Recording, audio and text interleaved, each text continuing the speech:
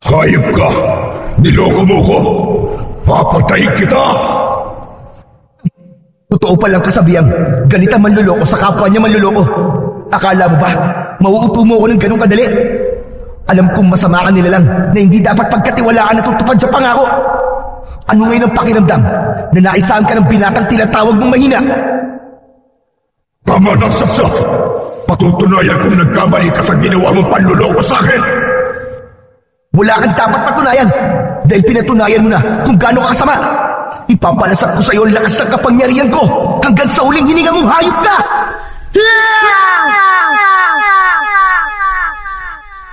Magandang araw po sa inyong lahat.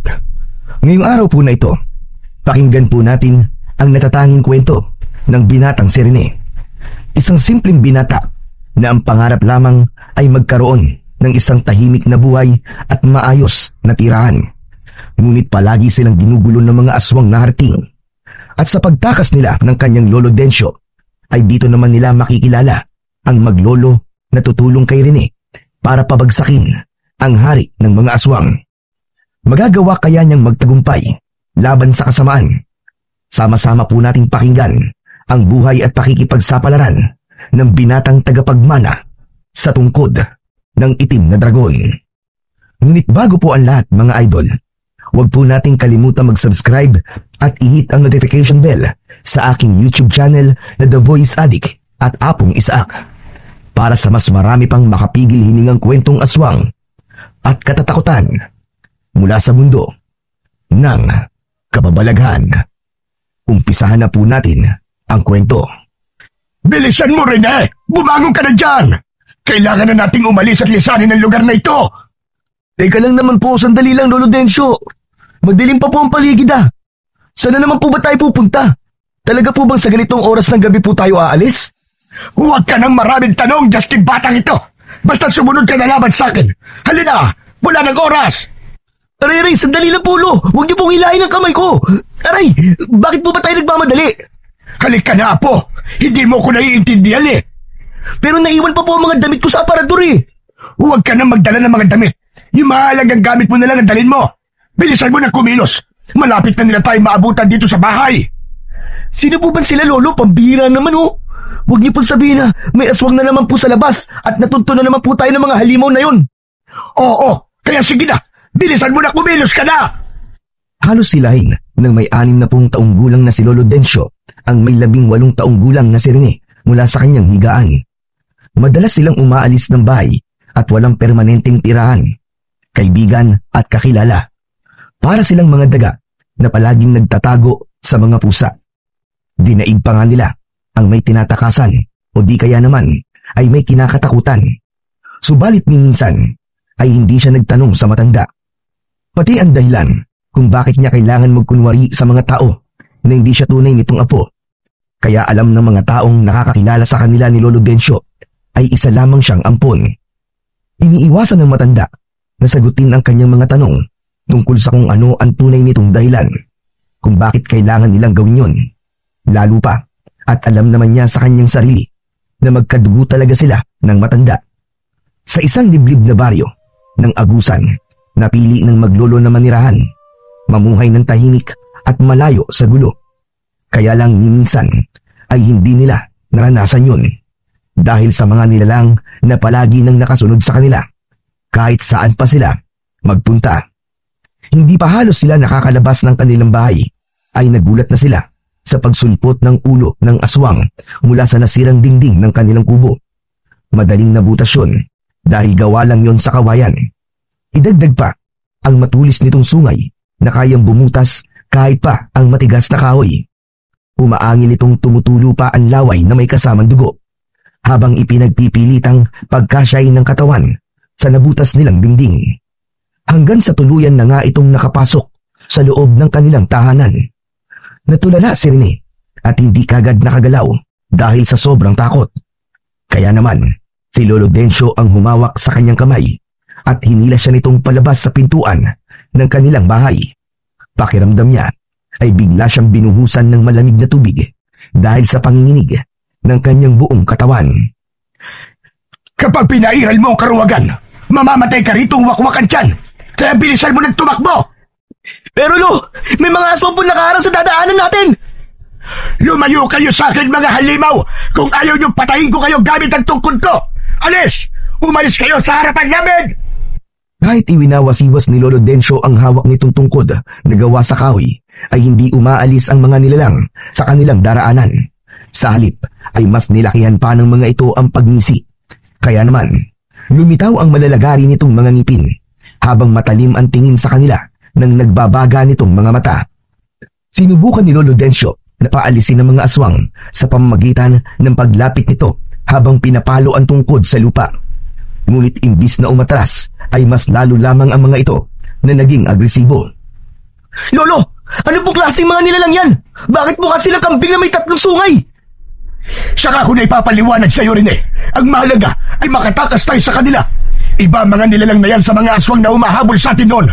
Kung hindi ako nagkakamali, pamilya sila ng mga sigbin at awok na may kakayaang mag-anyong taong baboy ramo. Mapaghanip sila dahil nagagaya nila mga anyo ng hayop na nais nilang gamitin para makapambiktima. Sila ang aswang na kung tawagin ay mga harting. Habang humahakbang ang mga harting papalapit sa kanilang kinaroroonan, ay patuloy naman sa paghakbang ang maglolo pa atras mula sa mga ito. Hindi nila inaalis ang tingin sa mga nilalang na may nakakatakot na mga itsura. Hindi nagtagal ay mayroon pang isang nilalang ang biglang sumulpot sa kanilang likuran. Nalantad ang nakakatakot nitong itsura, nakahawig ng isang baboy ramo. Ang kalahati ng katawan nito paitaas ay sa tao, habang ang kalahating katawan nito pababa ay sa baboy ramo. Para itong tikbalang kung iisipin. Yun nga lang ay sa baboy ang katawan. Tumutulo ang laway nitong may hawak na latigong may tinik. Inihagupit nito ang sandata sa lupa para ipakita sa kanila kung gaano siya kalakas.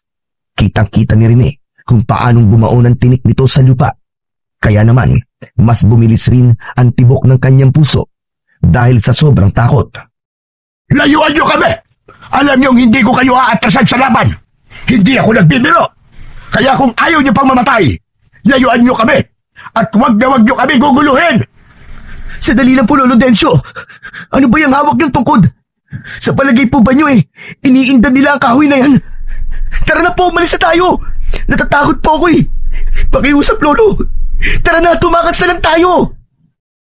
Hinila ni Rene si Lolo Densyo para dumaan sa kabilang direksyon, habang ang matanda naman ay matapang na itinutok sa kalaban ang hawak nitong tungkod. Hindi nito inaalis ang paningin sa dalawang halimaw na patuloy pa rin sa paghakbang papalapit sa kanilang kinaroroonan. Naunang umatake ang may hawak na latigo. Hinagupit nito ng latigo ang kamay ni Lolo Densyo. Ngunit naiwasan yun ng matanda at gumanti naman ng palo ng tungkod sa kalaban. Nakaiwas ang may hawak ng latigo, kaya't ang pumalit naman ay ang isang nilalang na sumira sa kanilang dingding. Idinipa nito ang mga kamay na may mahahabang kuko sa kanyang mga daliri. Inambahan nito ng kalmot si Lolo Densyo, kaya naman habang iniiwasan ng matanda ang pag-atake ng kalaban, ay pakiramdam naman ni Rene ay hindi na siya humihinga ng mga sandaling yun. Likas na sa kanya ang pagiging matatakotin at hindi sanay sa karahasan. Hindi siya nagmana ng katapangan sa matanda. Nagulat na lamang si Rene nang mapabagsak ni Lolo Densyo ang dalawang nilalang pasadsad sa lupa. Sinamantala yon ni Lolo Densyo, nilapitan nito ang mga aswang at paulit-ulit nitong pinagpapapalo ng tungkod ang mga ito. Hindi nito tinigilan ang mga nilalang hanggang sa hindi na makatayo ang mga ito. Saka ito lumapit sa kanya at hinila siya nito, patakbo sa madilim na bahagi ng kakahuyan. Rene, bilisan mo! Kailangan na nating umalis dito bago pa nila tayo abutan. Alam ko marami silang magkakasama, kaya hindi tayo ligtas sa lugar na ito. Halata ang paghabol ng hininga ng matanda dahil sa paggamit nito ng malakas na puwersa. Kaya lang ay hindi pa rin siya makapaniwala sa husay na pinakita ni Lolo Densyo.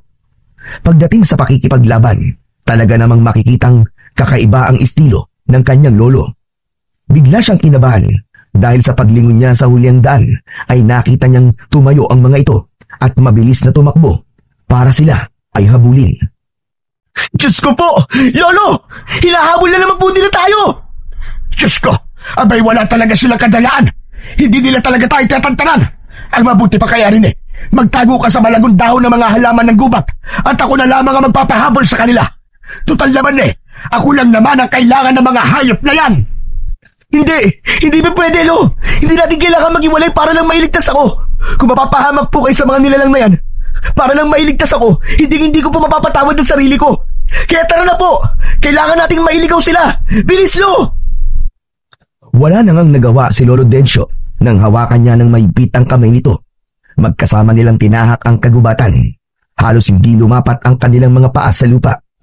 Sinalubong nila ang madilim na daan na ang tanging tanglaw lang ay ang malamlam na sikat ng buwan. Ramdam na ramdam ni Rene ang hirap ng matanda sa pagtakbo. Hanggang naramdaman nila na parang nakalayo na sila sa mga nilalang na humahabol sa kanila. Hindi na makakapayag pa si Rene na hindi na masasagot ng kanyang lolo ang mga tanong sa kanyang isipan.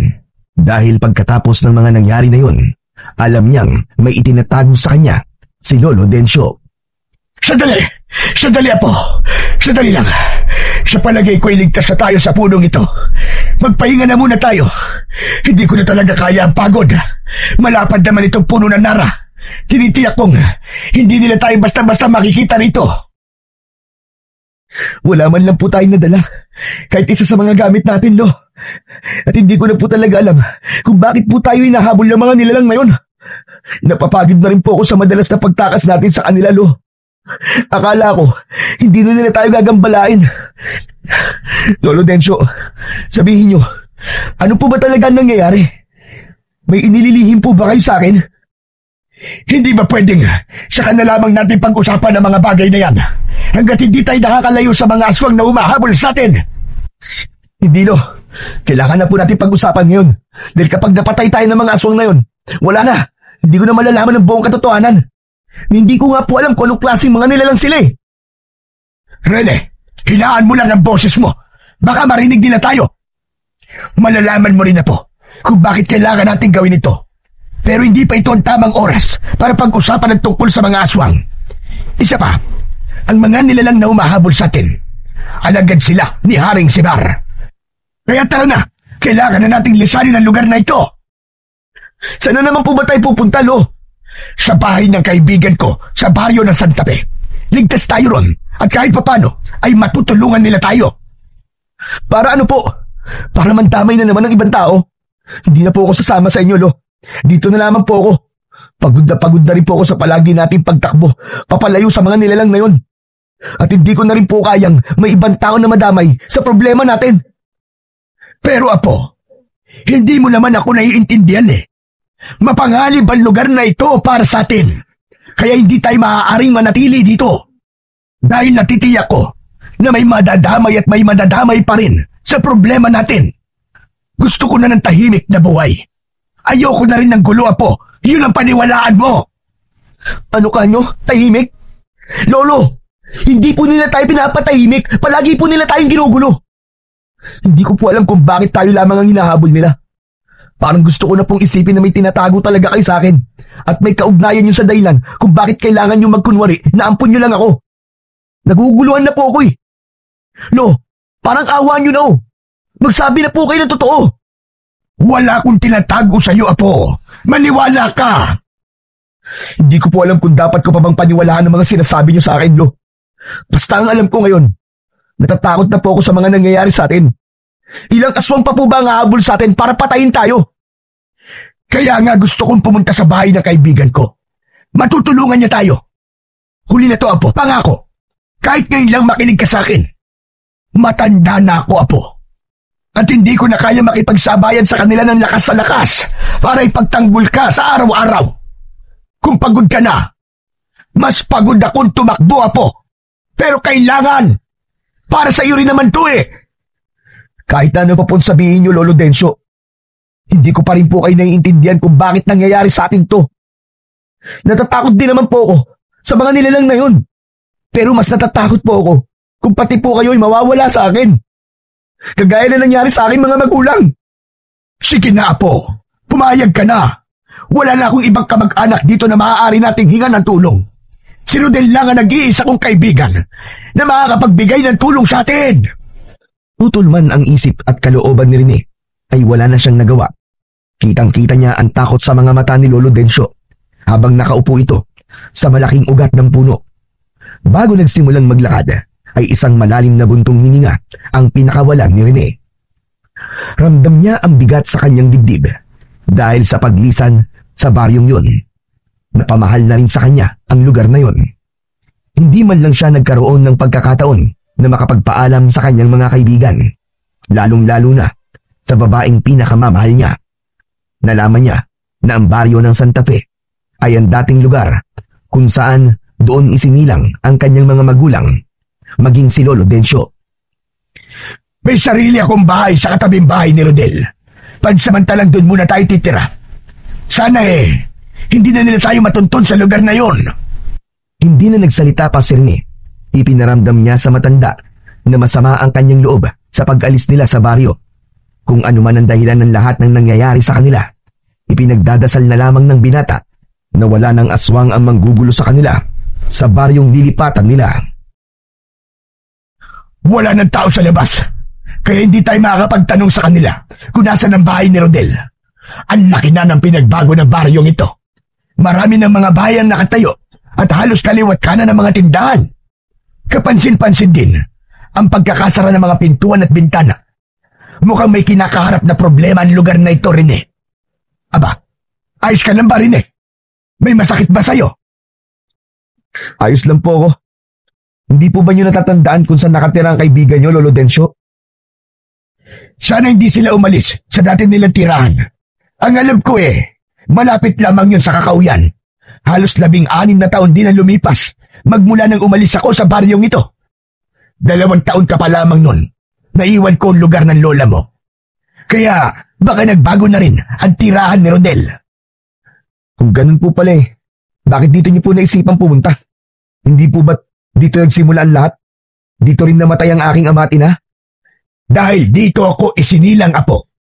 At hindi nila iisipin na nandito ulit ako. Halika, may lalaki na kaiga sa bangkong gawa sa tabla ng kahoy. Lapitan natin at baka alam niya kung saan nakatira si Rodel Santos. No, mukhang lasing naman po yun Baka magalit po at masaktan lang tayo. Ay nako, umiral na naman yung kaduwagan mo. Mas maganda nga kung lasing siya. Abe, kahit habulin niya ako ng suntukan buong araw, siguradong mananalo ako sa kanya. Dahil hindi pa man lumalapat ang kamao niya sa mukha ko. Aba, baka natumba na siya. Lolo naman puro na naman kay biro Ako na nga lang ang lalapit sa kanya para magtanong. Baka magulat pa po sa itsura niyo Matakot pa, takbuhan tayo. Abat, nanlait pa itong batang Sige na, tanungin mo na siya. Dahil nakatalikod ang lalaking nakahiga sa kahoy, kailangan pa niya itong silipin para gisingin. Kaya lang, sa pagtunghay niya sa mukha ng lalaki, ay biglang nanigas ang kanyang dalawang tuhod. Hindi siya nakapagsalita sa nakitang eksena na tumambad sa kanyang paningin. Butas ang tiyan ng lalaki at nakalaylay na ang lamang loob nito sa lupa. Nakita niya rin sa harapan ng lalaki ang maliit na baboy ramo na patuloy na nilalantakan ang laman loob ng kaawa-awang biktima. Halos masuka siya sa kanyang mga nakita, lalo pa at hindi napapansin ng baboy ramo ang kanyang presensya. Nakapikit itong ngumunguya na parang nilalasap pa ang putahing nakahain sa harapan nito. Ano na rin Hindi ka na nakagalaw dyan. Namumutla rin ang labi mo. Abay para kang uminom ng suka. Ako na nga lang ang magtatanong. Nandilat ang mga mata ni Rene dahil sinusubukan niyang pigilin si Lolo Densyo sa paglapit. Kaya lang, sa kabila ng mga ginagawa niya, ay patuloy lamang ito sa paghakbang. Hindi niya na ito napigilan na silipin ito ang mukha ng lalaki. Dala ng pagkibigla, ay hindi sinasadyang mapasigaw si Lolo Densyo nang makita nito ang itsura ng nilalang. Mabagin langit! Aswag! Aswag ang baboy ramo na yan, Rene! Dahil sa sigaw na yun, tuluyan na ngang napansin ng baboy ramo ang presensya nilang dalawa. Gulat din itong napahakbang paatras habang hindi inaalis ang paningin nito sa kanilang mga mukha. Napapalunok ng laway si Rene habang pinagmamasdan ang pagtulo ng laway ng baboy ramo. Kaya pareho silang nagulat ng matanda nang bigla itong sumugod papunta sa kanila. Biglang nagbago ang anyo ng baboy ramo habang nasa ere. Isang taong baboy ramo nakahawig ng mga nilalang na humahabol sa kanila. Mahahaba ang mga pangil nito at mapupula rin ang mga mata. Pagbagsak nito sa lupa, ay kagad na naramdaman ni Rene ang pagtama ng ulo nito sa kanyang tiyan. Masakit at halos hindi siya makahinga sa malakas na pagbagsak niya sa lupa. Rene! Apo ko!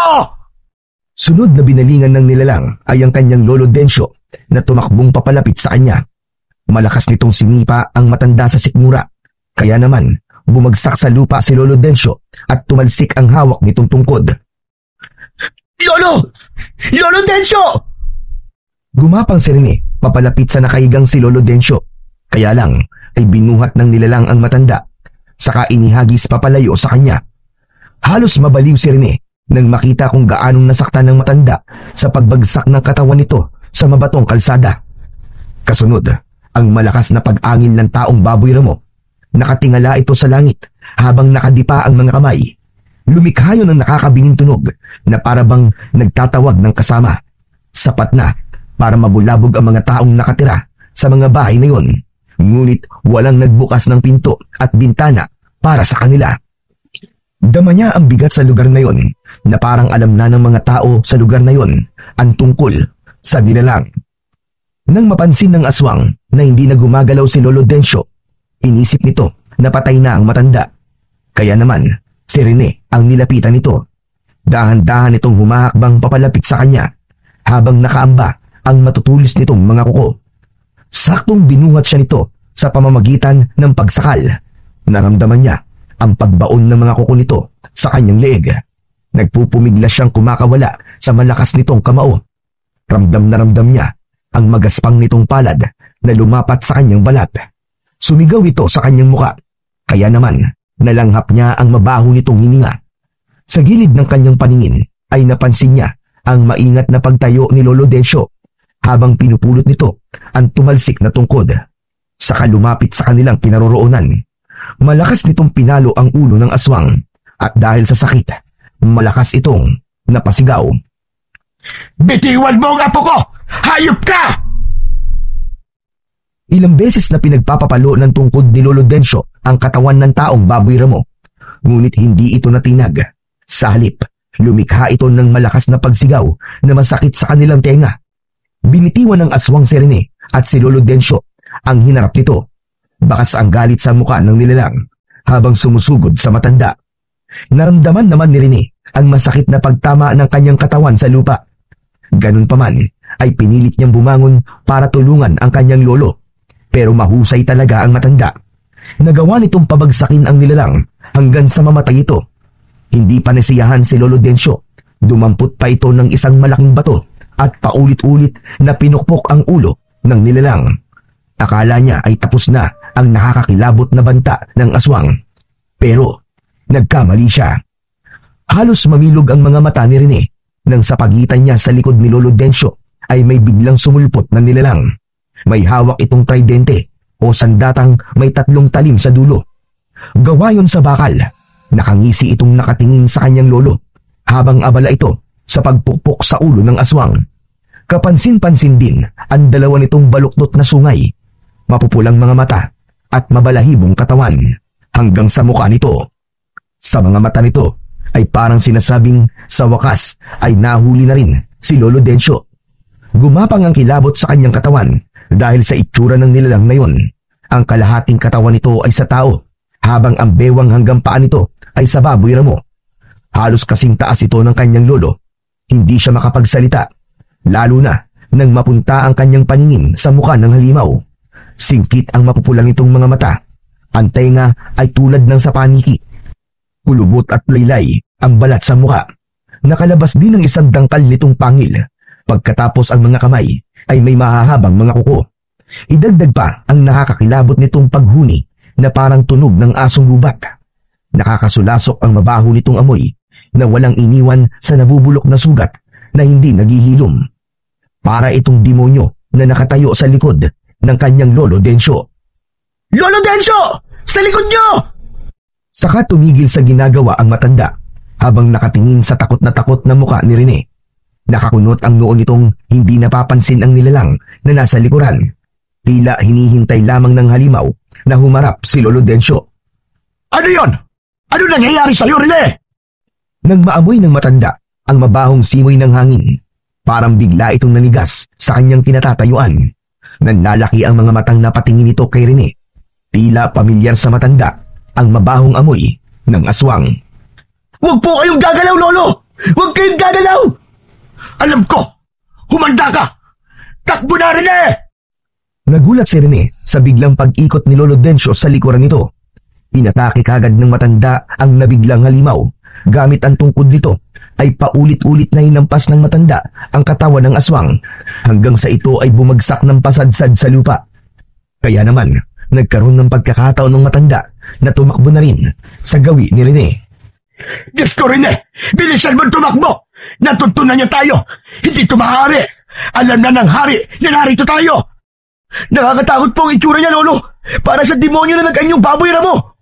Isa sa makapangyarihang hari ng mga aswang na harting. Napakamapanganib niya, Apo! Kaya bilisan mo tumakbo bago pa niya tayo maabutan!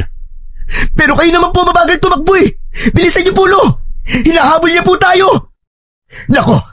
Sana'y tulungan tayo ng Panginoon na makatakas sa halimaw na yon. Wala man lang sumubok na tumulong sa atin dito kahit naririnig nila ang mga sigaw natin. Sinubukan ni Rene na katukin ang lahat ng pinto ng mga bahay sa gilid ng kalsada. Ngunit walang sino man ang naglakas ng loob na pagbuksan sila. Bakas ang takot sa buong baryo. Marahil ay alam na ng mga ito ang paghahasik ng lagim ng mga aswang. Pasadsad silang napahinto sa pagtakbo nang bumagsak sa kanilang harapan ang nilalang na nagmula sa ere. Tumalon ito sa unahan ng kanilang daan habang si Rene ay nanlalaki pa rin ang mga matang titig na titig sa itsura ng halimaw.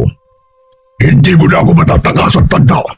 Ibigay mo na lang sa akin ang kailangan ko at hahayaan ko kayong dalawa na mabuhay. Hindi ako natatakot mamatay. Hindi ka magtatagumpay. Nagawa ko ng tumakas sa inon at magagawa ko ulit ngayon. Hindi ko na hahayaang mangyari yun. Matagal na panahon kong hinintay ang pagkakataong magkaharap muli tayo.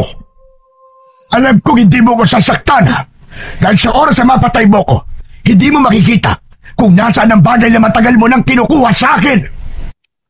Lolo, ano po bang pinag-uusapan nyo? Ibigay nyo na po sa kanila kinukuha nila.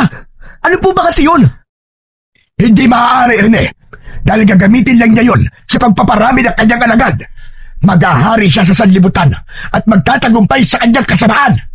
Mamamatay na muna ako bago niya makuha yon. Tama na. Kung hindi ikaw, baka magamit ko ang binatang yan para maituro sa amin ang sandata. Pwede rin naman na ako kumuha nun, hindi ba? Umalingaw-ngaw ang malakas na sigaw ni Sibar sa buong paligid, kasabay ng paglitaw ng mga taong baboy ramo sa likod ng mga puno na pinagtataguan ng mga ito. Lahat ay may mga tangan na latigo na may tinik. Nagsipagtaasan ng mga balahibo sa katawan ni Rene nang makita ang maraming alagad ng hari ng aswang. Lahat ay umaangil na parang asong galit. Halos umabot ng 20 nilalang ang nakatayo sa likuran ni Sibar. Kasunod ang paghalakhak nito ng malakas nang makita ang takot sa kanilang mga mata. Sinasabi ko na nga ba't mahina ang binatang kasama mo? Ano? Ako mahina? Hindi ako mahina, ano? Kayang-kaya kitang labanan! Teka, ano ito? Nararamdaman ko na special ang binatang kasama mo, tanda. Lo, ano po bang gagawin natin? Mamamatay tayo rito! Natatakot na po ako! Huwag kang papahalata! Naapektado ka sa mga sinasabi niya. Hindi pa itong oras sa kamatayan natin na po. Alam ko sinusubukan lang ng hari na takutin tayo. Hindi ako pauuto sa kanila. Alam ko sa oras na makuha na nila kailangan niya sa akin, ay papatayin din nila tayo. Tama na ang satsatanda. Alam kong tinatago mo na sa amin ang sandatang hinahanap ko. Wala ka ng tagapagmana ng armas. Kaya ibigay mo na lamang sa amin yun at nangangako kong ibibigay ko sa inyo ang katahimikan. Hindi ako tanga para maniwala sa mga sinasabi ng isang demonyong nilalang na kagaya mo. Kahit anong mangyari, hindi nyo malalaman kung nasa ng sandatang yon. Dahil itinago ko yon sa lugar na hindi nyo matatagpuan. Nagwala ang hari ng mga aswang sa sinabing yun ng matanda at pinagbuntunan nito ang katabing taong baboy ramo. Nagulat sila nang nagawa nitong paslangin sa harap nila ang sariling alagad nito. Kinagat nito ang leeg ng nagpupumiglas na aswang. Malaki ang hakbang ng paa nito na lumapit sa harapan nila, at sa harap nila mismo, sinakmal nito ang leeg ng kanyang alagad. Tumalsik ang mainit na dugo sa muka at damit ni Rene. Kitang-kita niya ang paggalaw at pagpipisig ng paa ng taong baboy ramo habang nilalapa ng sarili nitong hari. Napapikit si Lolo Densyo. Hindi nito akalain na ganun pala kasama ang haring si Sibar. Kasunod ang malakas ngunit matinis na sigaw ng biktima. Hindi pa siya nasiyahan. Sa harap nila mismo, walang kahirap-hirap nitong winakwak ang tiyan ng taong baboy ramo. Binibasig nito ang laman loob ng kaawa-awang biktima. Hindi pa doon natatapos ang mga eksenang napapanood nila dahil niluray-luray pa nito ang katawan ng aswang. Hindi alam ni Rene kung gaano siya katagal na hindi huminga hanggang sa narinig niya ang malakas na pagsalita ng hari ng mga aswang. Nakita niyo ba kung ano ang gagawin ko kapag hindi niyo na ibigay sa akin ang kailangan ko? Nasaan ang sandata, Densyo? Ibigay mo na sa akin kung ayaw mong gawin ko rin sa binatang nasa likod mo ang ginawa ko sa akin alagad. Sagad na sa buto ang kasamaan mong hayop ka. Sa palagay mo, natatakot kami dahil ipinakita mo pagpatay sa alagad mo. Pwes nagkakamali ka, Sibar. Mas lalo ko pa yung itatago sa'yo para matapos na kasamaan mong hayop ka. Kung ano ang pangit ang itsura mo, ay kasi pangit din ang budhi mo. Dahil sa ginawa mo, mawawalan ka ng alagad. Matatakot sila sa'yo. At hindi na ako magtataka kung isang araw, magising ka na lang na isa ka na lang palang hari na wala ng alagad. Huwag kang magtapag-tapangan, binata. Naamoy ko sa'yo ang takot. Magpasalamat na lamang kayong dalawa dahil nagiging mabait pa ako sa inyo ngayon. Alam ko kung bakit hindi mo kami masaktan. Dahil mawawalan ka na rin ang pag-asang makuha sa data kapag may nangyaring masama sa amin. Hindi alam ni Rene kung ano bang uri ng sandata ang pilit na kinukuha ng hari ng mga aswang, at gano'n na lamang ang pagprotekta ng kanyang lolo sa bagay na matagal na nitong tinatago. Talaga bang inuubos niyo ang pasensya ko? Kaya-kaya ko kayong patayin kung gugustuhin ko. Sige, dalhin niyo ang matandang ito, pati ang binatang yan. Patayin niyo sila dahil kapag nawala na sila sa landas ko, wala na rin magiging hadlang sa aking paghahari.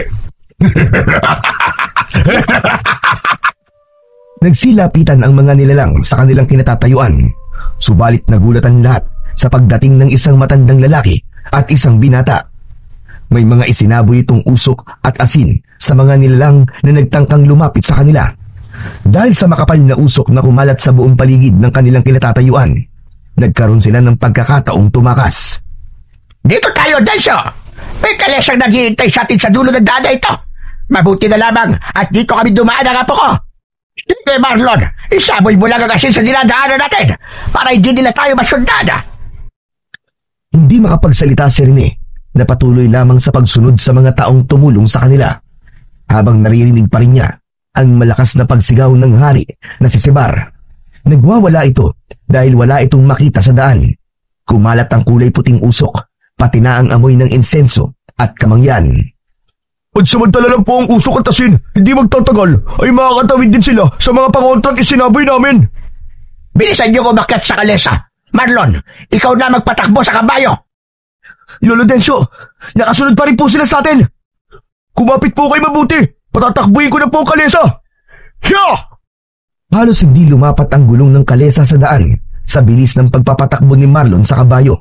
Panay naman ang linga sa huli ang daan si Rene, habang nakikita ang mabilis na paghabol sa kanila ng mga taong baboy ramo. Hanggang sa nakaagwat na sila sa mga alagad ng hari. Kaya lang ay nakita ni Rene na tumayo ang hari ng harting sa daan habang nakatutok ang tridente sa kanilang sasakyan. Hindi niya alam kung anong puwersa ang bumalot sa kalesa at nagsimula yung magpagewang-gewang sa pagtakbo. Ituloy mo lang ang pagpapatakbo sa kabayo, Marlon. Hanggang sa makalayo tayo sa hari. Ginamitan niya tayo ng itim na kapangyarihan para mapahamak tayo sa sasakyan. Kapag nakalayo na tayo, mawawalan na rin ng bisa ang itim niyang kapangyarihan na bumabalot ngayon sa kalesa. Hindi nga nagtagal ay nawala na ito sa kanilang paningin. Tanging ang maliwanag na sikat ng buwan ang nagsisilbi nilang tanglaw sa daan. Sa kalandin nakahinga ng maluwag si Rene. at napasandal siya sa sandalan ng upuan habang nakatingin sa unahan ng daan ng kanilang kalesa. Naramdaman niya ang pagkati ng kanyang pisngi dahil sa dumikit na dugo sa kanyang muka. Pinunasan niya ito at isang malalim na buntong hininga ang pinakawalan niya sa kanyang dibdib. Hindi niya akalain na makakaligtas sila sa kamay ng haring si Sebar. Magmula nang umalis ka sa baryo natin, Densyo, hindi na kami nagkaroon ng katahimikan sa lugar na yon. Tuwing gabi ay gumagala ang alagad de Sebar para silang may hinahanap na kung anong bagay sa baryo natin. Kaya pala hindi sila nagbubukas ng pinto at bintana ng kanilang mga bahay dahil alam nila ang panganib na naghihintay sa kanila sa oras na tulungan nila kami. Alas 5 pa lang ng hapon ay nagsasara na sila ng kanilang mga bahay. Kapag meron taong pasaway na hindi sumusunod sa batas, huwag nang umasa na buhay pa ito kinabukasan. Lahat sila ay takot na takot sa mga aswang. Ang iba nga ay umalis na lang ng baryong ito para sa kanilang kaligtasan. Teka, saan ba tayo pupunta ngayon, Rodel? Sa bahay ko, sa gitna ng ilog na malapit sa Akahuyan. Matagal na kaming lumipat sa lugar na yon para makaiwas sa bagsik ng mga aswang. Bakit ka nga ba bumalik dito, ha, Densyo? Natagpuan nila kami at nag-aalala ko sa kaligtasan ni Rene. Matagal na nagkumustahan ang dalawang matandang magkaibigan habang si Rene ay tahimik lang na nakikinig sa mga pinag-uusapan ng mga ito. Nakatingin siya sa likod ni Marlon na abala sa pagpapatakbo ng kabayo. Hindi pa rin mawala sa kanyang isip ang sandatang tinutukoy ng hari ng mga aswang. Kitang-kita niya sa mga mata nito ang kagustuhan nitong makuha ang armas na yon. Maya-maya pa ay biglang tumigil sa pagtakbo ang kalesa at nakita ni Rene ang kubo na gawa sa kugon at kawayan. Nakatayo yun sa gitna ng maliit na ilog. Nandito na tayo. Tara na! Bumaba na kayo! Ligtas na tayo sa lugar na ito. Hindi nila tayo basta masusundan dito. Teka, bakit nasa gitna po ng ilog ang bahay niyo, Lolo Rodel? Yan ang pinakaproteksyon ko laban sa amoy ng mga aswang. Natatalo naman lang sa amoy ng ilog ang pang-amoy ng mga nilalang narting. Maliban na lamang kung sadyang mapapadpad sila sa lugar na ito. At ang lagaslas naman ng tubig ang siyang magsisilbing ingay para hindi naman nila marinig ang mga pinag-uusapan namin sa loob ng bahay.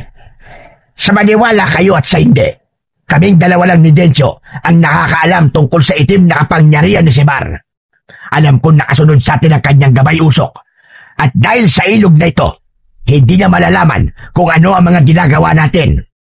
Tayo na po sa loob. Kanina pa po naghihintay si nanay eh. Baka po nag-aalala na siya. Nang pumasok sa loob ng bahay si Lolo Rodel, kasunod sina Lolo Densyo at Marlon, naiwan naman si Rene na lumingalinga pa sa paligid.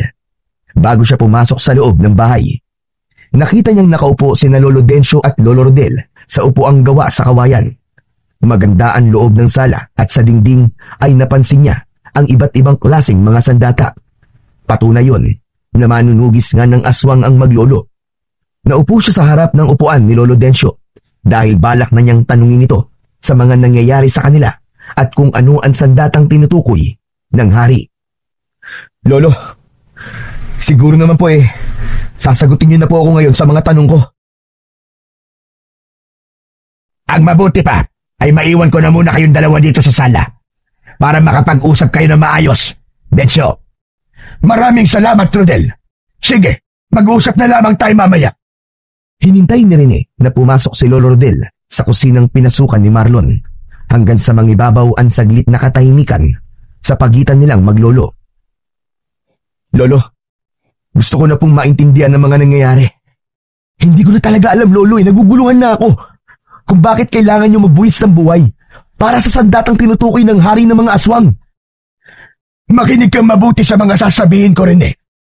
Pagod na rin ako sa palaging pagtakbo sa mga aswang na gustong pumatay sa atin.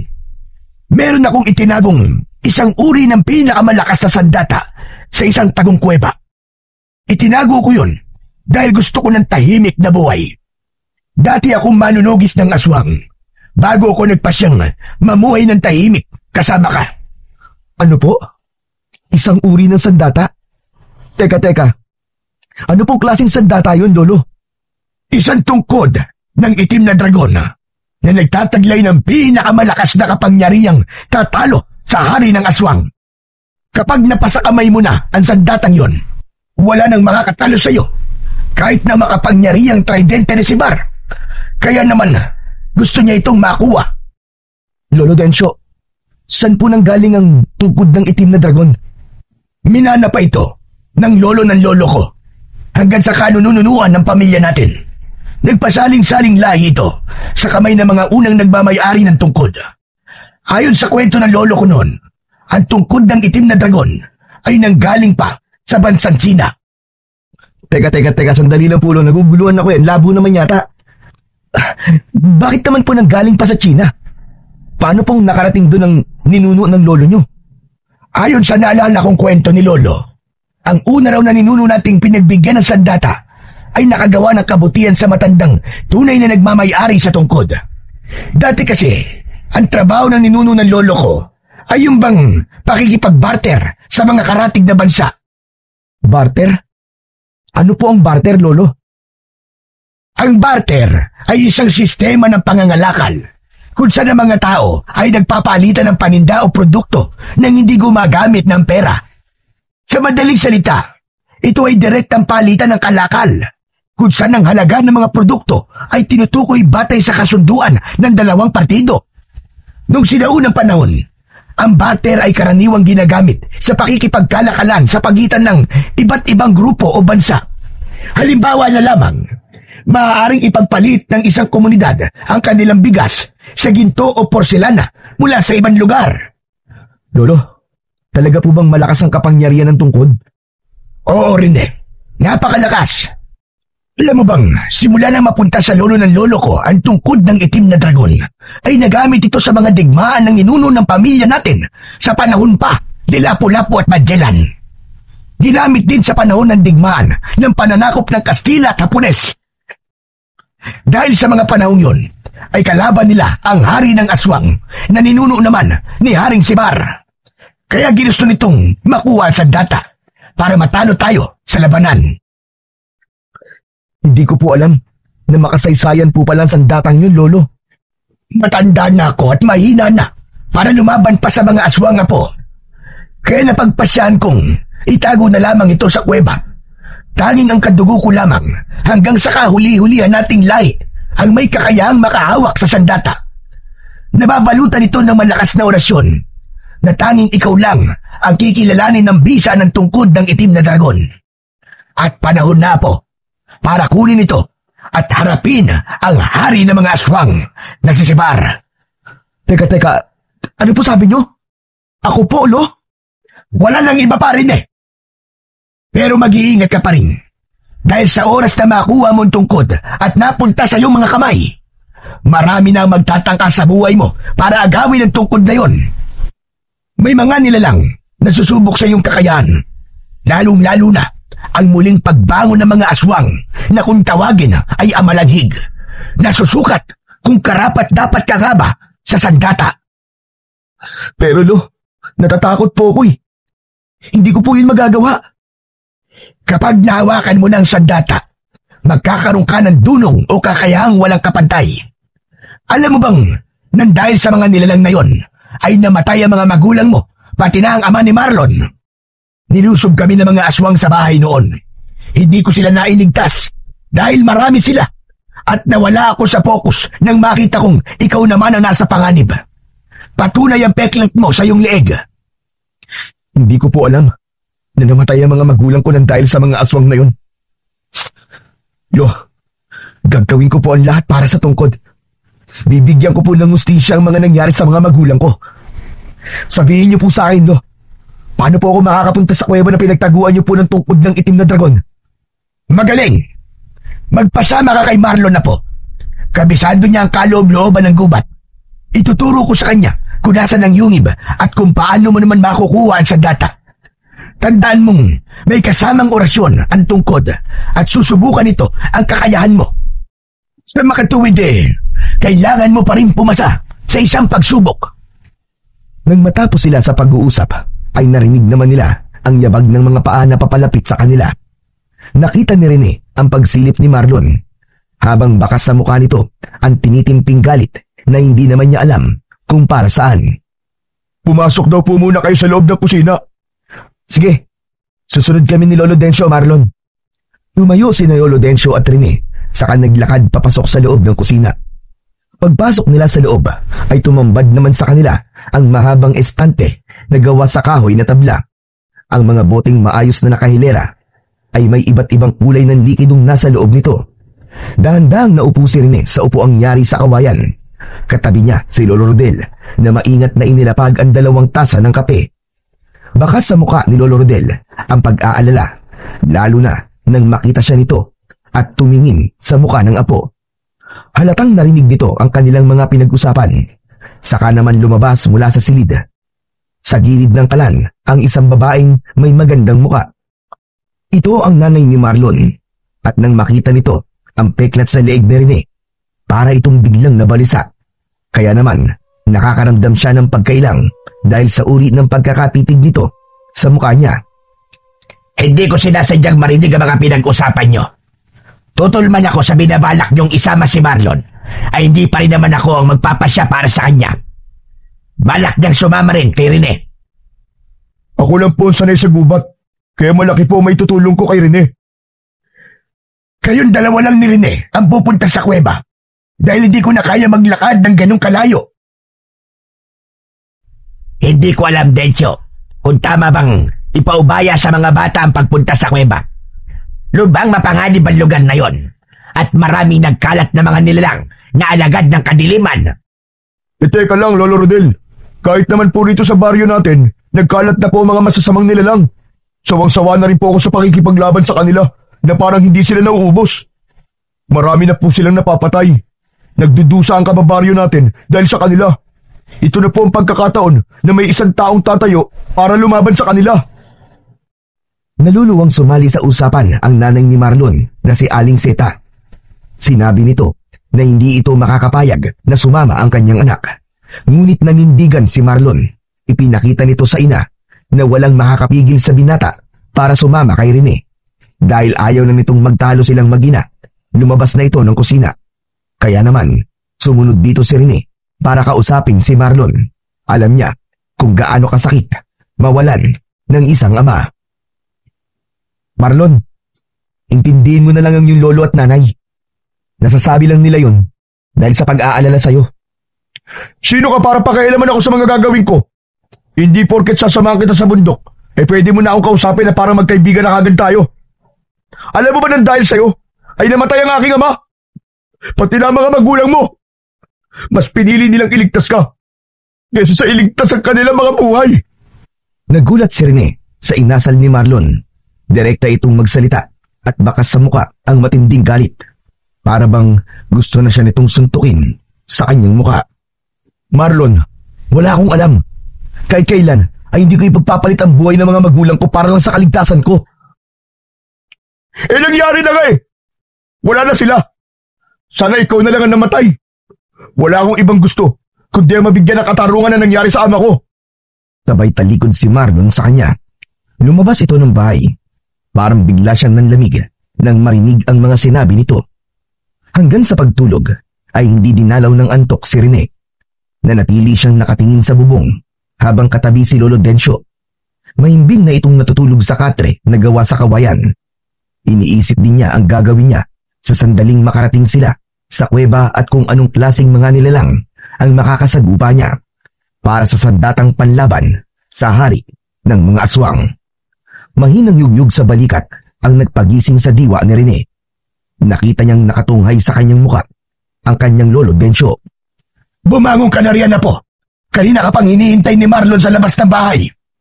Ano po bang oras na, Lolo Dencio? 10:00 na ng umaga. Hindi kita ginising na maaga dahil alam kong napuyat ka kagabi. Naramdaman kong gising ka pa ng madaling araw. Huwag mong sisihin ang sarili mo sa mga nangyari sa magulang mo. Walang may gusto na mapahamak sila. Hindi po ako palagay na makasama si Marlon, no? Parang bigla po ako nawalan tiwala sa kanya. Dahil ba sinisi ka niya sa pagkamatay ng ama niya? Kung ganon, mas lalong dapat mong patunayan sa kanya na handa kang lumaban sa mga aswang para mabigyan ng hustisya ang pagkamatay ng mga magulang niyo. Ngunit na po, mag-iingat ka. Kapag hawak mo na ang tungkod, ingatan mong huwag itong maaagaw sa'yo. Lolo Densyo, kaya ko po ba talagang gamitin yun laban sa mga aswang? Walang imposible, Rene, sa kapangyarihan ng tungkod at sa gabay ng dakilang lumikha. Magtiwala ka lamang sa iyong sarili at magugulat ka sa kapangyarihang taglay ng iyong sandata. Pagkatapos kumain ni Rene at maihanda ang mga gamit sa paglalakad at pagpasok nila sa kagubatan, ay nagpaalam naman sila kina Lolo Rodel, Aling Seta at Lolo Densyo. Inihatid ng mga ito ng tanaw ang papalayong sina Marlon at Rene. Wala silang imikan habang naglalakad. Halos 2 oras na silang naglalakad, ngunit hindi pa rin sila nakakarating sa kanilang pupuntahan.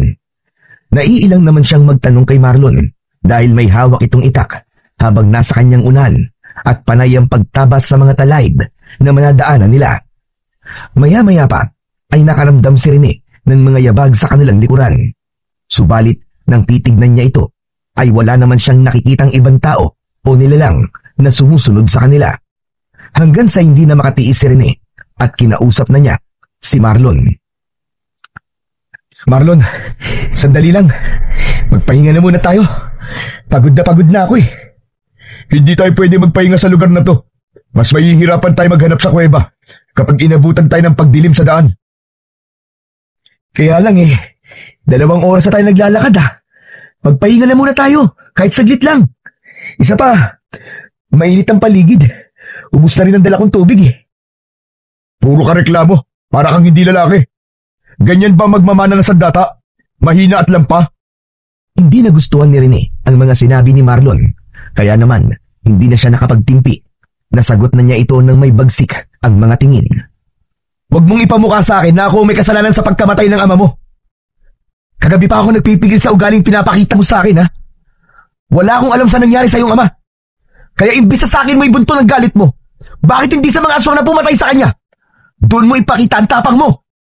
Dahil kapag nakikita kita, naalala ko ang hirap ng lumaking walang ama. Kaya sa oras na magkaroon ako ng pagkakataong makuha ang tungkod, ako mismo ang gagamit nun para paslangin ang mga aswang. Hindi ako aasa sa katulad mong lampa at mahina. Sinasabi ko na sa iyong hindi ako lampa eh. Hindi na nga nakapagtimpi si Rene. Nasuntok niya si Marlon sa muka. Kaya naman, nabitiwan nito ang itak at bumagsak ito sa damuhan. Hindi kagad ito nakabangon habang sinusubukan niyang pakalmahin ang kanyang sarili. Ito ang tandaan mo. Masasaktan ka lang kapag sinubukan mong hawakan ng tungkod. Binabalaan kita.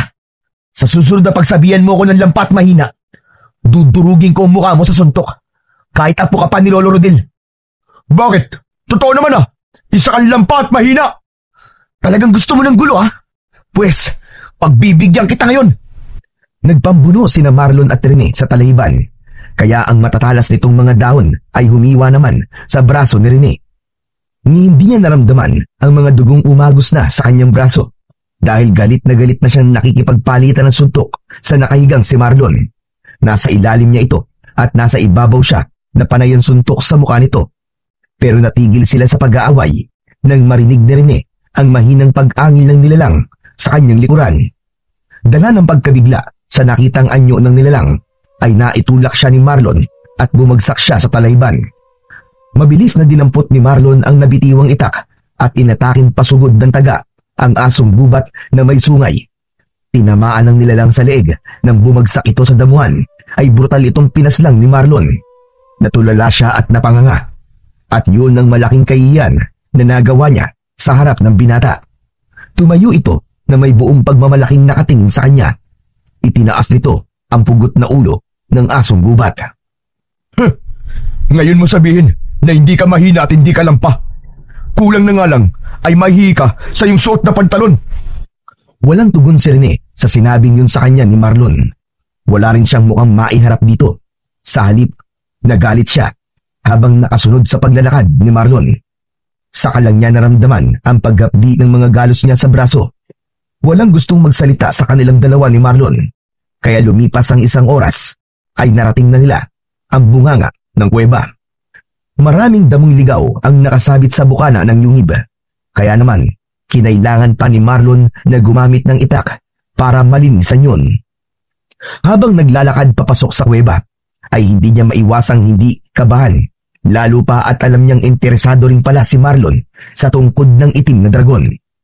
Pagpasok nila sa dulo ng kuweba ay sinalubong sila ng maraming paniki na nakatira sa loob. Muntik matumba si Rene dahil sa gulat at nahuli pa niya ang pagsulyap sa kanya ni Marlon habang nakangising ng aasar.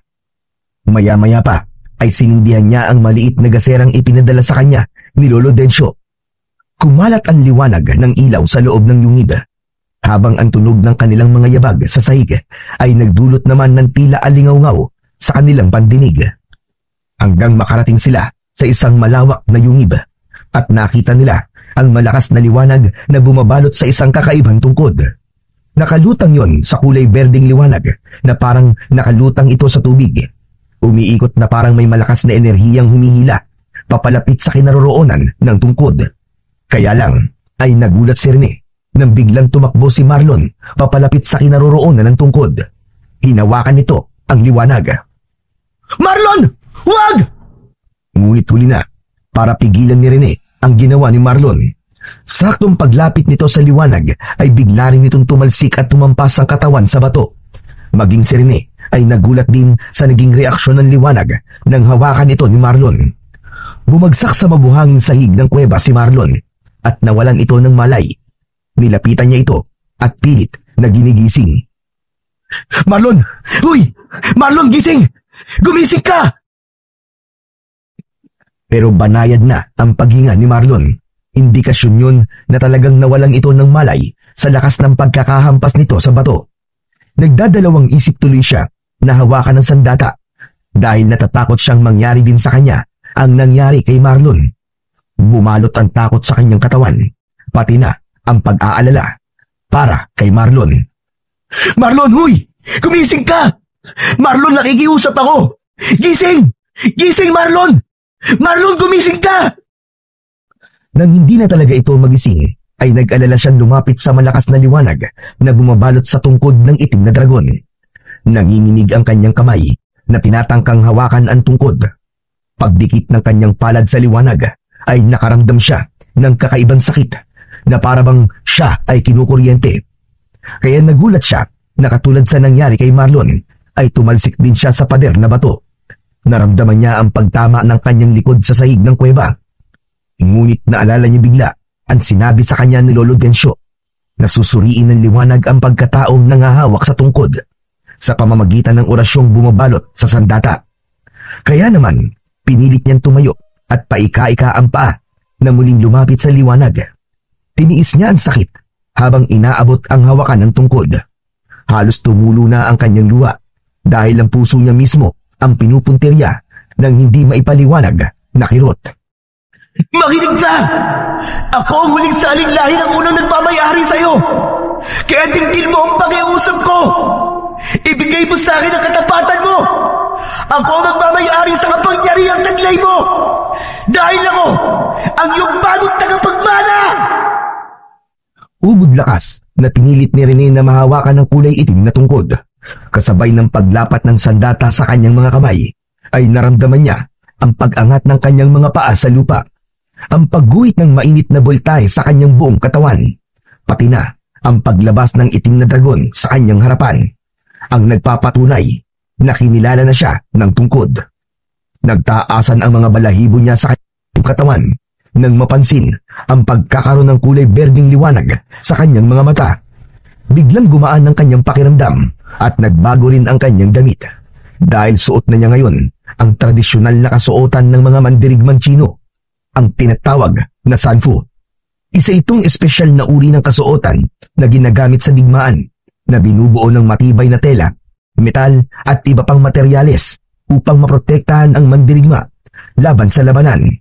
Halos hindi siya makapaniwala habang pinagmamasdan ang kanyang sarili, maging ang hawak niyang tungkod. Nawala rin ang kanyang sugat sa mga braso. "Totoo nga. Totoong kakaiba ang tungkod na to. Saka paano napalitan ang damit ko?" Nagulat pa si Rene sa biglang paglitaw ng itim na dragon sa kanyang harapan. Nagmula yon sa hawak niyang tungkod. Nagagawa rin niyang kontrolin ang paggalaw ng dragon, batay sa kung ano ang iniisip niya. Iisa ang kanilang pakiramdam. Itinutok niya ang tungkod sa lupa at nawala ito sa kanyang paningin. Nilapitan niya ang nakahigang si Marlon. Parang may kung anong bumubulong sa kanya at nagdidikta sa kanyang isip sa kung ano ang dapat niyang gawin kay Marlon. Hinawakan niya ang noo nito at lumabas sa palad niya ang malakas na liwanag. Maya-maya pa ay nagising na ang binata. Gulat na gulat itong napatingin sa mukha ni Rene. Rene? Rene, ikaw ba talaga yan? Ano nangyari? Bakit ganyan ang suot mo? Marlon, tinanggap na ako ng tungkod ng itim na dragon. Ginamot kita dahil nag-alala ako na baka mamatay ka rin nang dahil sa akin eh. Bumangon si Marlon sa pagkakahiga at matagal siyang pinagmasdan. Umikot pa ito sa kanyang likuran. Naramdaman ng katawan niya na may binabalak itong masama laban sa kanya. Kaya naman, bago pa man mahawakan ni Marlon ang kanyang tungkod, ay malakas na siyang nagsalita para pigilan ito. Tumigil ka na, Marlon! Mapapahama ka lang kung itutuloy mo ang binabalak mo. Hinarap niya ito at nakita niyang nakataas pa ang kamay ni Marlon. Bumakas ang galit sa mukha nito, kaya imbis na harapin ang sama ng loob ni Marlon, ay mas pinili na lamang niya na lumabas ng kuweba kaysa ang makipagtalo pa sa lalaki. Kaya lang, paglabas ni Rene ng yungib, ay hindi niya inaasahang may mga nilalang na nakatayo sa labas ng kuweba. Ang mga aswang na amalanig. Lahat ay parang nanggaling sa sinaunang panahon na muling nabuhay. Nagulat din si Marlon nang makita ang mga nilalang. Diyos ko! Mga amalanhig yan! Humanda ka, Marlon. Masyado silang marami. Kaya mag-iingat ka. Kahit na anong mangyari, wag na wag kang lalayo sa tabi ko. Pabihira naman, oo! Ako pa sinabihan mo ng ganyan. Kanina lang, kulang na lang maihi ka sa pantalon mo. At talaga nagkaroon ka pa ng oras para magpalit ng damit, ha? Bahala ka kung ayaw mo sumunod sa mga sinasabi ko sa'yo. Mula sa kanilang kinatatayuan, ay dinig na dinig ni Rene ang malalakas na pag-angin ng mga ito. Itinutok niya ang kanyang tungkod at hindi niya inaasahan na biglang lumabas ang kulay itim na dragon. Inikutan nito ang mga nakatayong amalanig. Kasunod ng pagtakbo niya papunta sa kinaroroonan ng mga ito. Hindi niya akalain na mas nakakadiri pa pala ang itsura ng mga ito nang makita ito sa malapitan. Ang naaagnas na balat ng mga ito ay nakadagdag sa mabahong singaw ng hangin sa paligid. Ganon din ang pagbagsak sa lupa ng mga uod mula sa naaagnas nitong katawan. Sinalubong niya ng pagpalo ng kanyang tungkod ang mga papalapit na amalanig. Bawat pagpalo niya sa katawan ng mga ito ay nasusunog at natutunaw yun na parang mga papel. Ganon din ang bilis at lakas ng kanyang katawan. Ang kanyang itim na dragon na nasa ere ay nagmistulang latigo na isa-isang pinabagsak ang mga kalaban. Hindi rin niya inaasahan na may kakayahan ding magbuga ng apoy ang itim na dragon. Saka lang siya tumigil sa pakikipaglaban nang makita niyang wala nang natira sa mga amalanig, habang ang itim na dragon ay muling bumalik sa kanyang tungkod. Gulat na gulat si Rene sa kanyang sarili dahil nawala rin ang takot niya sa mga aswang. Anak nang! Paano nangyari yun? Natumba silang lahat ng walang dahilan? Nagkakamali ka, Marlon. Dahil yun sa itim na dragon na kami lang ng mga aswang ang nakakakita. Maging ako'y nagulat din sa mga nangyari. At sa kasuotan ko to, kusa itong lumitaw nang mahawakan kong tungkod. Kung ganun, ikaw talaga ang pinili ng tungkod ng itim na dragon. Patawarin mo ako sa mga inasal ko kanina. Nagpadala lang ako sa aking emosyon. Dahil hindi ako ang kailangang magtaglay ng ganyang kapangyarihan. Pero hindi naman natin mapipilit ang isang bagay, hindi ba? Kung hindi naman talaga ito para sa'yo. Binabati kita rin eh. Maraming salamat, Marlon. Patawarin mo rin ako sa mga nagawa ko sa'yo. Wala yun. Ako nga nahihiya sa'yo eh. O paano? Tropa na tayo ah. Oo ba? Tropa na tayo. Tara na, alis na tayo. Hindi na ako makapaghintay na hindi ito maibalita kay Lolo Densyo eh. Magagaan ng paa na naglakad ang dalawa habang nilalampasan ang nagkalat na putol ng mga katawan ng mga amalanig, habang ang kalahating katawan nito ay unti-unting sinusunog ng apoy. Kahit ilang oras silang naglalakad pa uwi sa bahay ni Marlon, ay hindi na nakaramdam ng pagod si Rene. Parang ang gaan ng kanyang katawan habang hawak ang tungkod. Napansin din niya na ang dulo ng tungkod ay merong nakaukit na ulo ng dragon. Kahawig ito ng dragong lumalabas mula sa tungkod. Maya-maya pa ay natanaw na ni Rene ang bahay ni Lolo Rodel. Sobra siyang nagpapasalamat dahil luminaw rin ang kanyang paningin sa dilim. Bawat galaw ng mga insekto sa kanyang paligid ay nakikita na rin ni Rene. Biglang luminaw ang berdeng liwanag mula sa mata ng dragon sa dulo ng kanyang tungkod.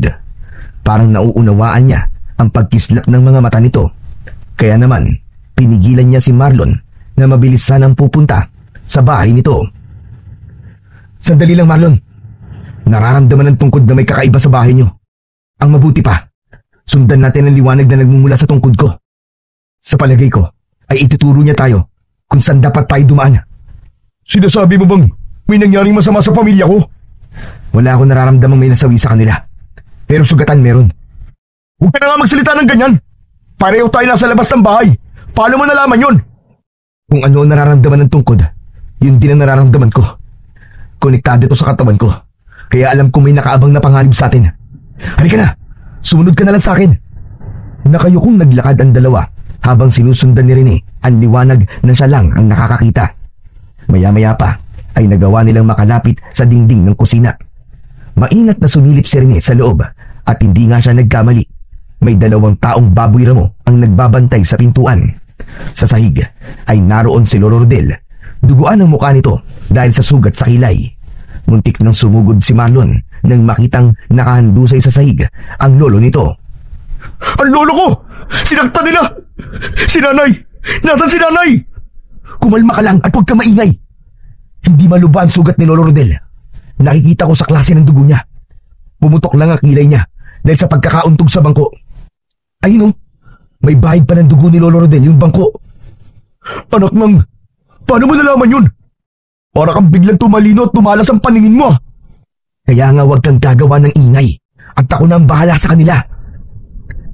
Hindi na hinintay ni Rene na magsalita si Marlon. Sa halip, magagaan ang mga paa niya na umikot siya sa kabilang pintuan ng kusina. Matapang niyang pinasok yon kahit alam niyang may 2 nilalang na nagbabantay roon. Kapwa nagulat ang mga ito sa nakatayong binata. Kaagad na hinagupit siya ng mga ito ng latigo at dahil sa suot ni Rene na sanfu, hindi yun tumalab sa kanya. Yan lang ba ang kaya niyong gawin? Pagsisisihan niyong sinaktan niyo si Lolo Rodel? Mabilis na umikot sa ere si Rene at ginamit niyang panghampas sa katawan ng mga ito ang hawak niyang tungkod. Bawat pagpalo niya sa katawan ng taong baboy ramo ay tumatalsik ang mga ito sa dingding. Kaya naman, kasama ang mga itong nahulog sa ilog hanggang sa malunod. Saka lang pumasok sa loob si Marlon at hinanap kagad ang kanyang ina. Nay! Nay, nasaan ka? Nay! Maging si Rene ay naghanap din kay Lolo Dencio. Si Lolo Rodel ang sumagot habang nahihirapan itong bumangon at sumampa sa bangko. Aray ko! Dinala nila si Decio sa kanilang kuta. At ang nanay mo naman, Marlon, naroon sa inyo silid. Itinali sa roon at nilagyan ng busal ang bibig. Mabilis na tumakbo si Marlon sa itinurong kwarto ni Lolo Rodel. Dinig na dinig niya ang pagkalampag ng sahig dahil sa paa ni Marlon. Saka naman hinarap ni Rene si Lolo Rodel. Busko, bakit po nila kinuha si Lolo? Dahil alam na nila na ikaw ang tagapagmana ng tungkod. Hindi ko alam kung paano nalaman ng hari na si Sibar ang tungkol sa pagkukunwari niyong hindi kayo magkadugo. Naalala niya na siya ang gumawa ng marka sa iyong leeg. Kaya nalaman nilang hindi ka nila napatay noon. Kakaiba na si Sibar. Tuwang-tuwa siya sa pagkakaroon niya ng karagdagang kapangyarihan sa hawak niyang tridente. Ipinakita niya sa akin ang kulay pulang usok sa kanyang sandata at natunaw ang isa sa kanyang mga tauhan. Mabuti po pala at hindi niya kayo sinaktan. Sinadya niyang buhayin kami para maiparating sa iyo ang gusto niyang mangyari sa oras na bumalik ka. Ano po yun, Lolo Rodel? Tungkod o buhay ni Dencio. Yun lang ang sinabi niya sa akin bago niya iniwan ang 2 aswang na nagbabantay sa amin kanina. Kung ganun po kailangan kong iligtas si Lolo Dencio. Magagawa na niyang patayin si Dencio dahil wala na itong silbi sa kanya. Sa labas, sa gitna ng baryo, maghaharap kayong 2 dahil ipapakita niya sa taong bayan kung gaano siyang kalakas. Nag-aalala ko para sa kaligtasan ng lolo mo, Rene. Ang ipinagtataka ko lang po, Lolo Rodel, paano nadadagdagan ang kapangyarihan ng tridente? Talagang nangyayari yon sa hari. Kapag may nakakuha na sa tungkod, lalo na kapag meron pang nakialam. Isang taong nagtangka na hawakan ng tungkod na may masamang intensyon. Ang malakas na enerhiya ng pusong punong-puno ng galit sa dibdib ang sasama sa hangin para hanapin ang nilalang na may nakakatakot na layunin. Dahil yun sa orasyong nakabalot sa sandata. Hindi ko alam na may masamang epekto ang ginawa ni Marlon kanina. Ano ka mo? Bakit? Anong ginawa ng apo ko, Rene? Ikinuwento ni Rene ang ginawang pagtangka ni Marlon sa pagkuha sa tungkod. Saktong narinig yun ng lalaki dahil kalalabas lang ng silid habang inaalalayan ang kanyang ina. Bakas sa mukha ni Marlon ang hiya at pagsisisi nang malamang ito ang dahilan kung bakit lumakas ang kapangyarihan ng kalaban. Wala na rin naman tayo magagawa sa bagay na yan. Wala na. Nangyari na. Ngayon, Marlon, alam mo na kung gaano kasakit ang pakiramdam ng sinisisi. Imbis na nakatulong ka, nakadagdag ka pa sa paghihirap ni Rene. Tama na po. Tama na po, Lolo Rodel. Wala naman po siyang kasalanan eh. Pasensya na po kayo, Lolo. Alam ko po nagkamali ako. Saka lang napansin ni Lolo Rodel ang suot ni Rene.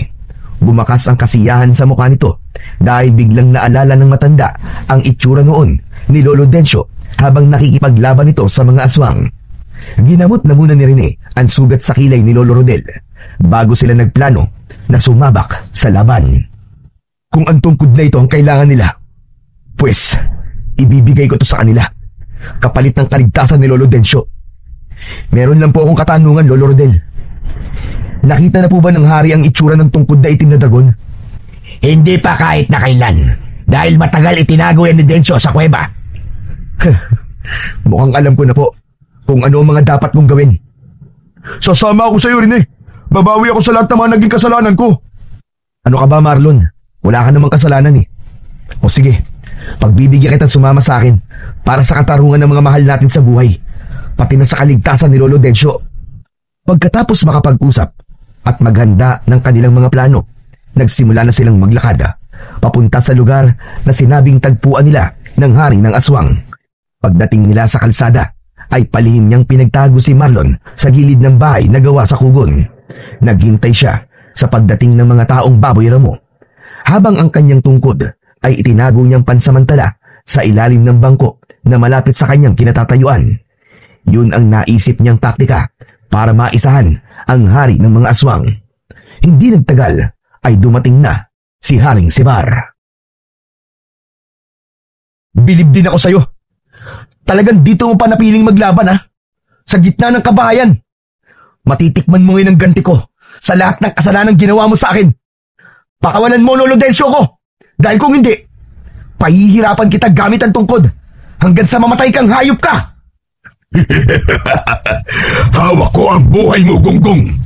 Kaya ikaw ang dapat na matakot sa akin. Ibigay mo sa akin ang tungkod kapalit ng buhay ng lolo mo. Apo! Apo, wag! Huwag kang makinig sa kanya! Labanan mo siya! Patayin mo ang diablong ito! Tumigil ka, tanda! O ano? Hindi ako nagbibiro.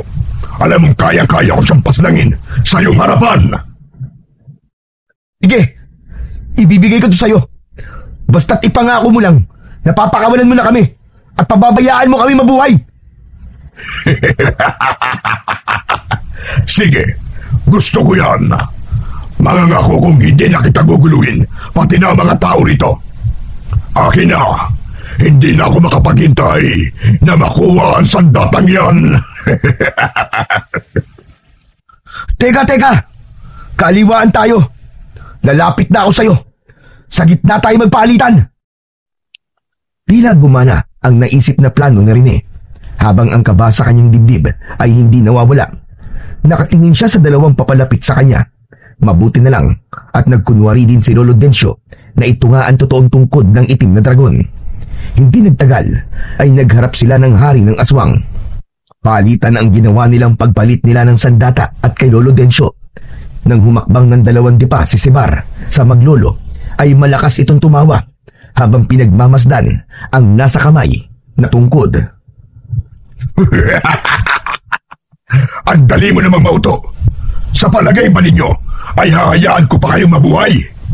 Hindi ako ganong katanga para pagbigyan kayo sa gusto nyo at tumupad sa pangako ko sa inyo. May patawa-tawa ka pa dyan. Alam ko yon, Bugok. Ano ka mo? Mahina ka rin pala, no?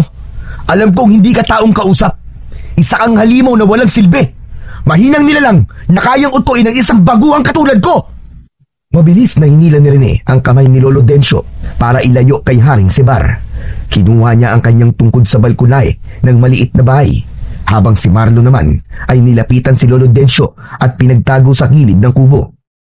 Nang makuha ni Rene ang tungkod, ay muling bumalik ang kanyang pangmandirigmang kasuotan. Galit na galit naman si Sebar sa ginawang yon ni Rene. Hayop ka! Niloko mo ko! Papatayin kita! Totoo pala ang kasabihang galit ang manluloko sa kapwa niya manluloko. Akala mo ba mauuto mo ako ng ganong kadali? Alam kong masama ka nila lang na hindi dapat pinagkakatiwalaan at tutupad sa pangako. Ano ngayon ang pakiramdam na naisaan ka ng binatang tinatawag mong mahina? Tama na at satsat! Patutunayan kong nagkamali ka sa ginawa mong panloloko sa akin! Wala kang dapat na patunayan dahil pinatunayan mo na kung gaano ka kasama. Ipapalasap ko sa'yo ang lakas ng kapangyarihan ko hanggang sa huling hininga mong hayop ka! Yeah! Isang malakas na pagpalo sa hangin ang ginawa ni Rene gamit ang kanyang tungkod. Lumabas ang kulay itim na dragon at lahat ng mga nilalang na nagtatago pa sa bahay ng mga kababaryo nila ay nagsilabasan dahil nabugahan na ang mga ito ng apoy ng kanyang gabay tungkod. Lahat ay bumagsak sa mabatong kalsada habang nasusunog ang katawan. Maririnig ang malakas na sigawan ng mga nilalang na unti-unting tinutupok ng apoy. Habang ang ilan namang nilalang na akmang papalapit sa kanya ay sinuutan sa katawan ng kulay itim na dragon. Nakita ng hari kung gaanong kalakas ang kapangyarihan ng kanyang tungkod. Kaya naman, itinutok nito sa kanya ang hawak nitong tridente at lumabas ang kulay pulang usok mula sa sandata nito. Ako naman ngayon ang magpapakita ng kapangyarihang tatapat sa iyong tungkod! Hindi nagawang maiwasan ni Rene ang kulay pulang usok na tumama sa kanyang dibdib. Tumalsik siya at bumagsak sa lupa. Nagulat siya sa kapangyarihan nito at natagalan siyang tumayo dahil sa pagkawala ng lakas ng kanyang kapangyarihan. Masyado mo ko minaliit na hayop ka! Ito ang ganti ko sa lahat ng pagpaslang nyo sa mga ninuno ko! Lumapit si Sebar kay Rene at ibinaon ang talim ng hawak nitong tridente sa kanyang tiyan. Ramdam niya ang sakit ng mainit nitong sandata. Bumulwak ang dugo sa kanyang sugat at naramdaman yun ng kanyang itim na dragon. Kaya naman, bumalik ito sa tungkod dahil sa nakita ay sumugod naman si Marlon. Papalapit sa kanilang kinaroroonan at tinaga nito ang nakatalikod na si Sebar. Bumaon ang talim nun sa likod ng kalaban, kaya ito naman ang binalingan nito. Gusto niyang igalaw ang kanyang katawan, subalit nararamdaman niya ang paggapos ng malakas na puwersa ng kulay pulang usok sa kanyang katawan. Kaya habang abala si Sebar sa paglapit kay Marlon, sinamantala niya ang pagkakataon para ipunin ang lakas ng kanyang kapangyarihan.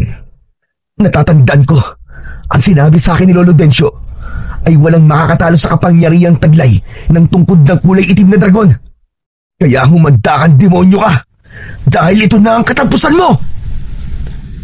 Nagkulay berde ang mga mata ni Rene. Nawala ang kanyang sugat sa tiyan at mas tumibay ang telang nakabalot sa kanyang katawan. Muling lumabas ang kulay itim na dragon sa kanyang tungkod at pinotektahan nito ang kaibigan niyang si Marlon. Bumalot ang liwanag sa kanyang katawan na biglang hinila si Sebar papalapit sa kanyang kinatatayuan hanggang sa makarating ito sa kanyang harapan. Sabay palo niya ng kanyang tungkod sa katawan nito. Bumagsak ito ng pasadsad sa damuhan habang hindi nabibitiwan ang tridente. Muli niyang tinignan ang kanyang dragon at itinuro niya rito na ubusin na ang alagad ni Sebar, habang si Marlo naman ay ibinangon niya at pinalayo sa kanya. Rene, maraming salamat! Itakas mo na si Lolo. Ako nang bahalang humarap sa kanya. Sige na, Marlon! Hindi, Rene! Panonoorin ko kung paano mamatay ang hayop na yan! Anong nangyayari sa akin? Bakit hindi ako makagalaw? Panoorin mo kung paanong pinatay ng aking kapangyarihan ng mga alagad mong kasing itim ng bundi mo. Sinabi ko naman sa'yo na pagsisisihan mo ang mga ginawa mo. Hindi ka nasisikatan ng araw. Pagkatapos niyang sabihin yun, inikot-ikot ni Rene ang kanyang tungkod sa ere sa tapat mismo ng nakahigang hari ng mga aswang na si Sebar. Ubod lakas niyang ipinalo ang kanyang tungkod sa ulo at katawan nito. Paulit-ulit niyang ginawa yun. Nagkikisay itong nagwawala dahil sa masakit na epekto ng kapangyarihan ng kanyang tungkod. Kasabay ng kanyang pagtalon, ang pagtarak niya ng tungkod sa mismong dibdib nito. At dahil sa pinagsamang malakas na puwersa ng kanyang sandata, bumao ng tungkod hanggang sa lupa. Tumagos pa yun. Hanggang lumabas ang kulay pulang usok sa hawak nitong tridente at sumanib yun sa dulo ng kanyang tungkod.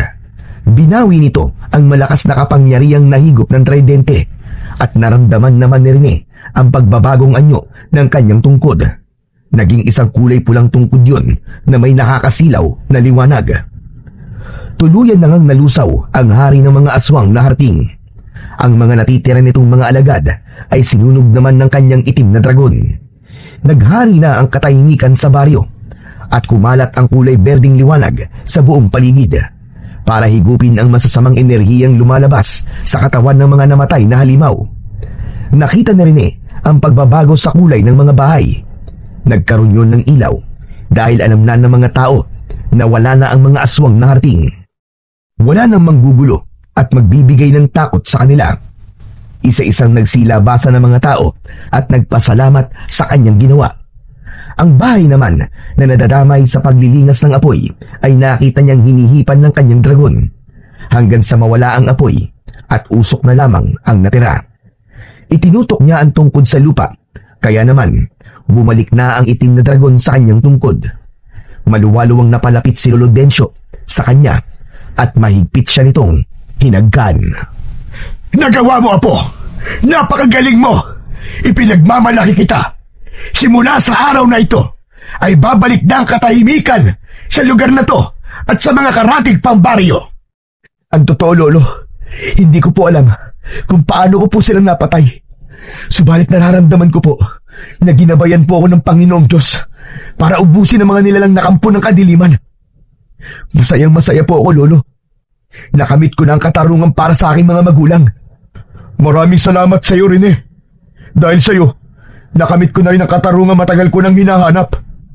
Isang malakas na pagtapik sa balikat ang itinugon ni Rene para kay Marlon na kanya ng kaibigan ngayon, bilang pagpapakita ng pasasalamat sa nagawa nitong kabutihan sa kanya at sa buong baryo. Maya-maya pa ay nagpaalam na sila sa mga tao na nakalabas sa mga bahay ng mga ito. Lahat sila ay tumanaw ng utang na loob sa kanila at mananatili siya sa puso ng mga ito. Habang sila ay naglakad na para umuwi sa bahay ni Marlon, nadatnan nila ang nakatayong mag-ama sa harap ng bahay ng mga ito. Tumakbo si Marlon sa kinaroroonan ng ina at mahigpit nitong niyakap si Aling Seta. Sina Lolo Rodel at Lolo Densyo naman ay masayang nag-usap, habang si Rene ay nakatingin lang sa mga ito na may bahid ng ngiti sa kanyang labi. Alam kong magtatagumpay si Rene, Densyo. Hindi ka nagkulang sa pagpapalaki sa apo mo. Ganun rin naman sa apo mo. Manang-mana talaga si Marlon sa'yo. Marami pong salamat, Lolo Densyo. Ngayon, alam ko na po ang dahilan kung bakit niyo po ako pinoprotektahan at pinalabas na ampun niyo lang ako. Yun pala para ilayo at iligtas ako sa kamay ng hari ng mga aswang na Harting. Wala na pong manggugulo sa atin ngayon. Malaya na po ang baryo ng Santa Fe. Masayang nagyakapan ang apat at sabay na pumasok sa loob ng bahay ng mga ito, kung saan ay sira pa rin ang dingding ng kusina. Ang hawak namang tungkod ni Rene ay itinaas niya upang balutin ng proteksyon ang buong bahay, laban naman sa mababangis na hayop na mapapadpad sa kanilang lugar. Nagkaroon na ng permanenteng tirahan sina Lolo Densyo at Rene, habang malaya na nilang naipagsisigawan sa lahat ng tao na totoo niyang lolo ang matanda. Sa kasalukuyan ay nagtuturo si Rene ng mabubuting asal sa mga kabataang dumadayo sa kanilang bahay, habang si Marlon naman ay nagtuturo ng kung paanong maging mabuting bata at anak sa mga magulang ng mga ito. Tuluyang natuldukan ang kasamaan at pag-aasik ng lagim ng mga aswang na Harting. Namuhay sila ng payapa habang hawak pa rin ni Rene ang ipinamana sa kanyang tungkod ng itim na dragon. kasama ang kanyang bagong pamilya na handa siyang protektahan at ipagtanggol sa lahat ng uri ng kasamaan at kampon ng kadiliman. Sa tulong ng Panginoong Diyos na siyang lubos na pinakamakapangyarihan sa lahat.